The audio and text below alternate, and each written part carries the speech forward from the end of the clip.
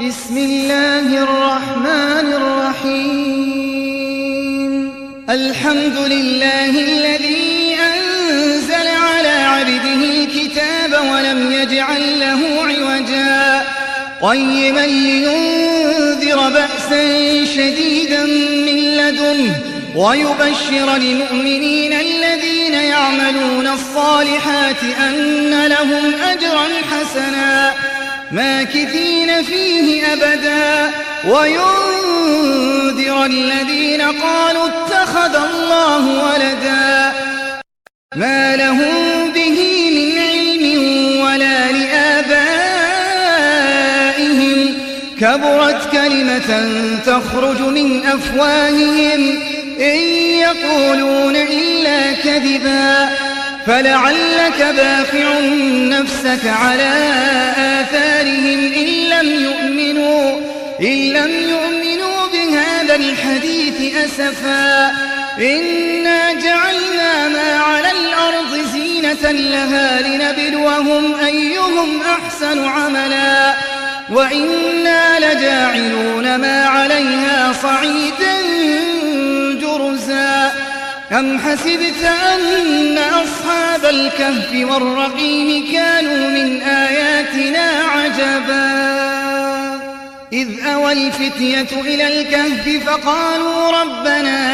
آتنا من لدنك رحمة وهيئ لنا من أمرنا رشدا فضربنا على آذانهم في الكهف سنين عددا ثم بعثناهم لنعلم أي الحزبين أحصى لما لبثوا أمدا نحن نقص عليك نبأهم بالحق إنهم فتية آمنوا بربهم وزدناهم هدى وربطنا على قلوبهم إذ قاموا فقالوا ربنا رب السماوات والأرض لن ندعو من دونه إلها لقد قلنا إذا شططا هؤلاء قومنا اتخذوا من دونه آلهة لولا يأتون عليهم بسلطان بين فمن أظلم ممن افترى على الله كذبا وإذ اعتزلتموهم وما يعبدون إلا الله فأووا إلى الكهف ينشر لكم ربكم من رحمته ويهيئ لكم من أمركم مرفقا وترى الشمس إذا طلعت تزاور عن كهفهم ذات اليمين وإذا غربت تقرضهم ذات الشمال وهم في فجوة منه ذلك من آيات الله من يهد الله فهو المهتد ومن يضلل فلن تجد له وليا مرشدا وتحسبهم أيقاظا وهم رقود ونقلبهم ذات اليمين وذات الشمال وكلبهم باسط ذراعيه بالوصيد لو اطلعت عليهم لوليت منهم فرارا ولملئت منهم رعبا وكذلك بعثناهم ليتساءلوا بينهم قال قائل منهم كم لبثتم قالوا لبثنا يوما أو بعض يوم قالوا ربكم أعلم بما لبثتم فابعثوا أحدكم بورقكم هذه إلى المدينة فلينظر أيها أزكى طعاما فليأتكم برزق منه وليتلطف ولا يشعرن بكم أحدا إنهم إن يظهروا عليكم يرجموكم أو يعيدوكم في ملتهم ولن تفلحوا إذا أبدا. وكذلك أعثرنا عليهم ليعلموا أن وعد الله حق وأن الساعة لا ريب فيها إذ يتنازعون بينهم أمرهم فقالوا ابنوا عليهم بنيانا ربهم أعلم بهم قال الذين غلبوا على أمرهم لنتخذن عليهم مسجدا سيقولون ثلاثة رابعهم كلبهم ويقولون خمسة سادسهم كلبهم رجما بالغيب ويقولون سبعة وثامنهم كلبهم قل ربي أعلم بعدتهم ما يعلمهم إلا قليل فلا تمار فيهم إلا مراء ظاهرا ولا تستفت فيهم منهم أحدا ولا تقولن لشيء إني فاعل ذلك غدا إلا أن يشاء الله واذكر ربك إذا نسيت وقل عسى أن يهديني ربي لأقرب من هذا رشدا ولبثوا في كهفهم 300 سنين وازدادوا 9 قل الله أعلم بما لبثوا له غيب السماوات والأرض أبصر به وأسمع ما لهم من دونه من ولي ولا يشرك في حكمه أحدا واتل ما أوحي إليك من كتاب ربك لا مبدل لكلماته ولن تجد من دونه ملتحدا واصبر نفسك مع الذين يدعون ربهم بالغداة والعشي يريدون وجهه ولا تعد عيناك عنهم تريد زينة الحياة الدنيا ولا تطع من أغفلنا قلبه عن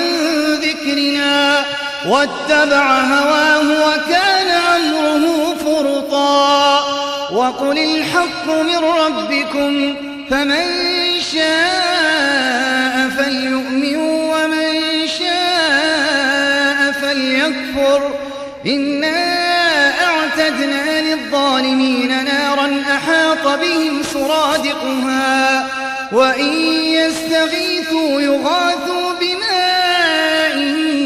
كالمهل يشوي الوجوه بئس الشراب وساءت مرتفقا إن الذين آمنوا وعملوا الصالحات إنا لا نضيع أجر من أحسن عملا أولئك لهم جنات عدن تجري من تحتهم الأنهار يحلون فيها من أساور من ذهب ويلبسون ثيابا خضرا من سندس واستبرق متكئين فيها على الأرائك نعم الثواب وحسنت مرتفقا واضرب لهم مثلا الرجلين جعلنا لأحدهما جنتين من أعناب وحففناهما بنخل وجعلنا بينهما زرعا كلتا الجنتين آتت أكلها ولم تظلم منه شيئا وفجرنا خلالهما نهرا وكان له ثمر فقال لصاحبه وهو يحاوره أنا أكثر منك مالا وأعز نفرا ودخل جنته وهو ظالم لنفسه قال ما أظن أن تبيد هذه أبدا وما أظن الساعة الساعة قائمة ولئن رددت إلى ربي لأجدن خيرا منها منقلبا قال له صاحبه وهو يحاوره أكفرت بالذي خلقك من تراب ثم من نطفة ثم سواك رجلا لكن هو الله ربي ولا أشرك بربي أحدا ولولا إذ دخلت جنتك قلت ما شاء الله لا قوة إلا بالله إن ترني أنا أقل منك مالا وولدا فعسى ربي أن يؤتيني خيرا من جنتك ويرسل عليها حسبانا من السماء فتصبح صعيدا زلقا أو يصبح ماؤها غورا فلن تستطيع له طلبا وأحيط بثمره فأصبح يقلب كفيه على ما أنفق فيها وهي خاوية على عروشها ويقول يا ليتني لم أشرك بربي أحدا ولم تكن له فئة ينصرونه من دون الله وما كان منتصرا هنالك الولاية لله الحق هو خير ثوابا وخير عقبا واضرب لهم مثل الحياة الدنيا كماء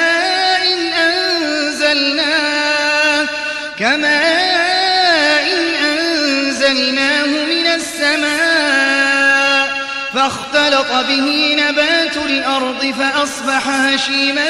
تذروه الرياح وكان الله على كل شيء مقتدرا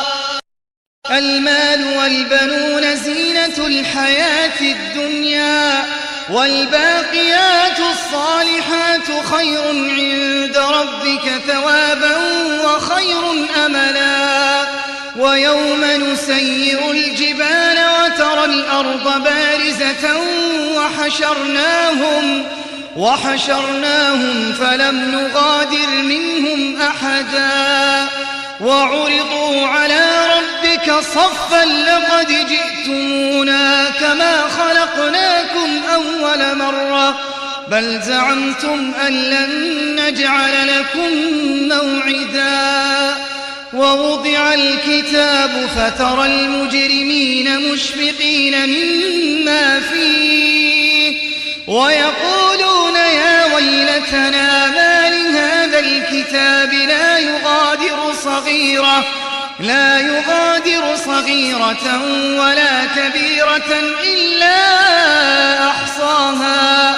ووجدوا ما عملوا حاضرا ولا يظلم ربك أحدا وإذ قلنا للملائكة اسجدوا لآدم فسجدوا إلا إبليس كان من الجن ففسق عن أمر ربه أفتتخذونه وذريته أولياء من دوني وهم لكم عدو بئس للظالمين بدلا ما أشهدتهم خلق السماوات والأرض ولا خلق أنفسهم وما كنت متخذ المضلين عضدا ويوم يقول نادوا شركائي الذين زعمتم فدعوهم فلم يستجيبوا لهم وجعلنا بينهم موبقا رأى المجرمون النار فظنوا أنهم واقعوها ولم يجدوا عنها مصرفا ولقد صرفنا في هذا القرآن للناس من كل مثل وكان الإنسان أكثر شيء جدلا وما منع الناس أن يؤمنوا إذ جاءهم الهدى ويستغفروا ربهم إلا أن تأتيهم سنة الأولين أو يأتيهم العذاب قبلا وما نرسل المرسلين إلا مبشرين ومنذرين ويجادل الذين كفروا بالباطل ليدحضوا به الحق واتخذوا آياتي وما أنذروا هزوا ومن أظلم ممن ذكر بآيات ربه فأعرض عنها ونسي ما قدمت يداه إنا جعلنا على قلوبهم أكنة أن يفقهوه وفي آذانهم وقرا وإن تدعهم إلى الهدى فلن يهتدوا إذن أبدا وربك الغفور ذو الرحمة لو يؤاخذهم بما كسبوا لعجل لهم العذاب بل لهم موعد لن يجدوا من دونه موئلا وتلك القرى أهلكناهم لما ظلموا وجعلنا لمهلكهم موعدا وإذ قال موسى لفتاه لا أبرح حتى أبلغ مجمع البحرين أو أمضي حقبا فلما بلغا مجمع بينهما نسيا حوتهما فاتخذ سبيله في البحر سربا فلما جاوزا قال لفتاه آتنا غداءنا لقد لقينا من سفرنا هذا نصبا قال أرأيت إذ أوينا إلى الصخرة فإني نسيت الحوت وما أنسانيه إلا الشيطان أن أذكره واتخذ سبيله في البحر عجبا قال ذلك ما كنا نبغ فارتدا على آثارهما قصصا فوجدا عبدا من عبادنا آتيناه رحمة من عندنا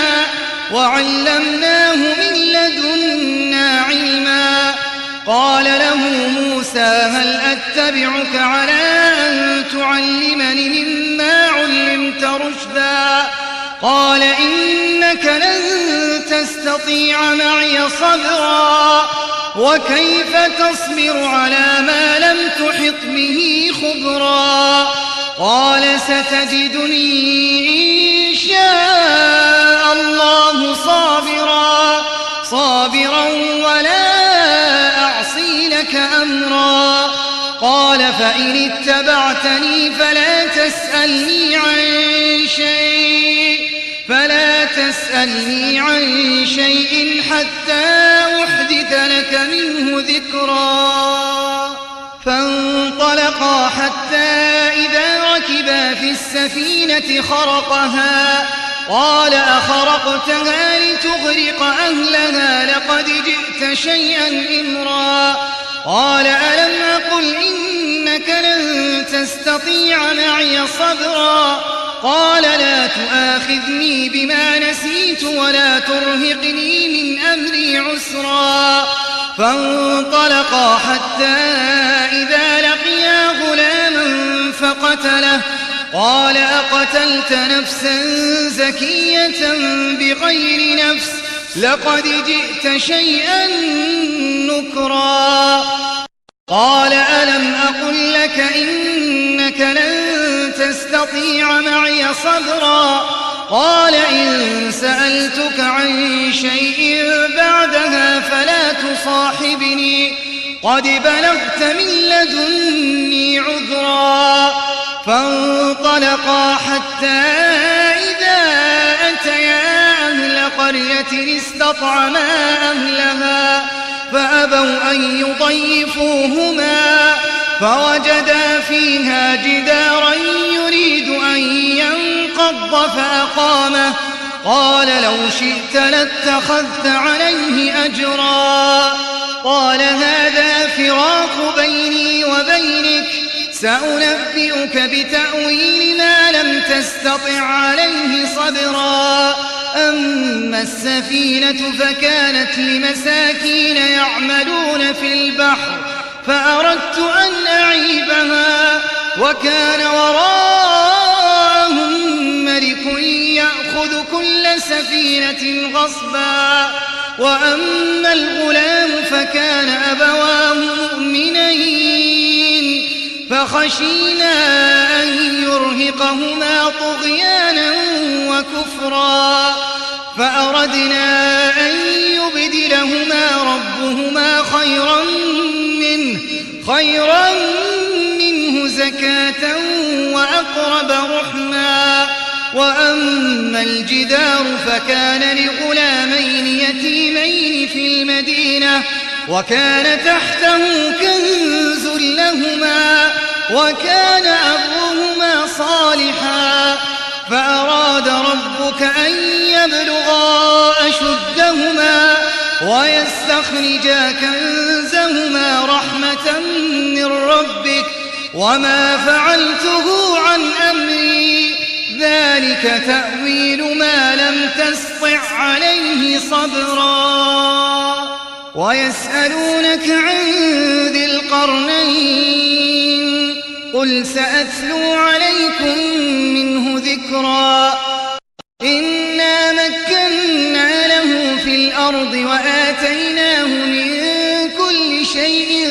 سببا فأتبع سببا حتى إذا بلغ مغرب الشمس وجدها تغرب في عين حمئة ووجد عندها قوما قلنا يا ذا القرنين إما أن تعذب وإما أن تتخذ فيهم حسنا قال أما من ظلم فسوف نعذبه ثم يرد إلى ربه فيعذبه عذابا نكرا وأما من آمن وعمل صالحا فله جزاء الحسنى وسنقول له من أمرنا يسرا ثم أتبع سببا حتى إذا بلغ مطلع الشمس وجدها تطلع على قوم لم نجعل لهم من دونها سترا كذلك وقد أحطنا بما لديه خبرا ثم أتبع سببا حتى إذا بلغ بين السدين وجد من دونهما قوما لا يكادون يفقهون قولا قالوا يا ذا القرنين إن يأجوج ومأجوج مفسدون في الأرض فهل نجعل لك خرجا على أن تجعل بيننا وبينهم سدا قال ما مكني فيه ربي خير فأعينوني بقوة أجعل بينكم وبينهم ردما آتوني زبر الحديد حتى إذا ساوى بين الصدفين قال انفخوا حتى إذا جعله نارا قال قال آتوني أفرغ عليه قطرا فما استطاعوا أن يظهروه وما استطاعوا له نقبا قال هذا رحمة من ربي فإذا جاء وعد ربي جعله دكا وكان وعد ربي حقا وتركنا بعضهم يومئذ يموج في بعض ونفخ في الصور فجمعناهم جمعا وعرضنا جهنم يومئذ للكافرين عرضا الذين كانت أعينهم في غطاء عن ذكري وكانوا لا يستطيعون سمعا أفحسب الذين كفروا أن يتخذوا عبادي من دوني أولياء إنا أعتدنا جهنم للكافرين نزلا قل هل ننبئكم بالأخسرين أعمالا الذين ضل سعيهم في الحياة الدنيا وهم يحسبون أنهم يحسنون صنعا أولئك الذين كفروا بآيات ربهم ولقائه فحبطت أعمالهم فلا نقيم لهم يوم القيامة وزنا ذلك جزاؤهم جهنم بما كفروا واتخذوا آياتي ورسلي هزوا إن الذين آمنوا وعملوا الصالحات كانت لهم جنات الفردوس نزلا خالدين فيها لا يبغون عنها حولا قل لو كان البحر مدادا لكلمات ربي لنفد البحر قبل أن تنفد كلمات ربي ولو جئنا بمثله مددا قل إنما أنا بشر مثلكم يوحى إلي أنما إلهكم إله واحد فمن كان يرجو لقاء ربه فليعمل عملا صالحا ولا يشرك بعبادة ربه أحدا